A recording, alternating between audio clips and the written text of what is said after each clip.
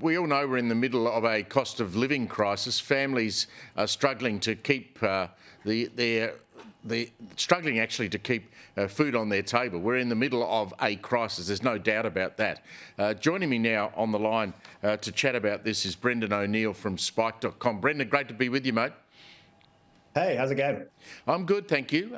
Can you talk to me about this issue that has taken off at the Edinburgh Writers' Festival, where they're actually these people are banning books and banning people from going along and focusing on cancelling anyone who doesn't agree with their climate change agenda, because one of the sponsors of the Edinburgh Literary Festival that they've set their sights on, one of them, 50 authors there, they want to boycott the event because one of their sponsors has a connection to fossil fuel. I mean, seriously?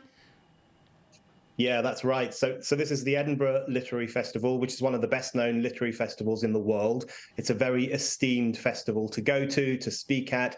It's where the chattering classes mingle. It's very well known. And now 50 authors, as you say, have written an open letter, including really famous authors like Zadie Smith and others.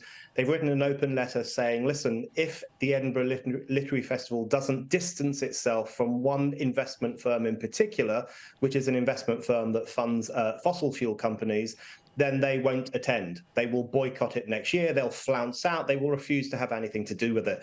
And it really sums up the purity politics, I think, of much of the contemporary liberal left, where they're essentially saying, look, we're so unsullied, we're so wonderful, we're so pure and virtuous that we can't possibly be associated with anyone who is linked to coal or oil or gas or any of those filthy things.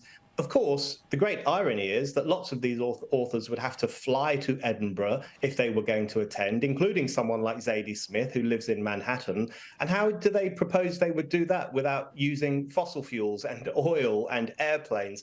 So there's a lot of hypocrisy here. There's a lot of virtue signaling. And I think it's kind of winding people up during a cost of living crisis to hear wealthy people moan in this way. Well, as you would know, Brendan, we had a similar situation here in our own country where the Australian netball team, which just won the World Cup, by the way, in the UK, beating the English, that they refused to wear sponsorship on the front of their netball outfits because it similarly was from a fossil fuel company. You know, I find this so bizarre. I really do. The way in which fossil fuel has become a dirty word, a dirty phrase. You know, it's the great evil of our time. The fact that we're always digging for coal or drilling for oil and untrapping the ancient heat and the ancient light contained in those fossils and using them to motor modern society. Everyone talks about this as if it's a bad thing to do. I'm sorry, but fossil fuels make the world go round. 80% of our energy comes from fossil fuels, 80%. There are still people in the developing world who live on less energy than it takes to run the average refrigerator in Australia or the UK. So there is an energy divide. There are people out there crying out for the kind of abundant energy that people like us are lucky enough to enjoy.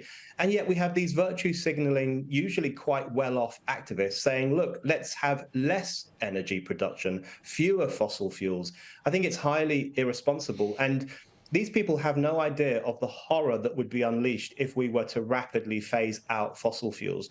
There would be global poverty, global hunger, the lights would go off, the life support machines would go off. They wouldn't be able to travel around in the way they currently do. People, I think, have got to be more sensible on the question of energy. Brendan, we had farmers protesting across Australia over the last couple of days. I interviewed a couple of them yesterday. They own prime agricultural land. It supports sheep flocks, cattle herds. They grow wheat and barley on these farms.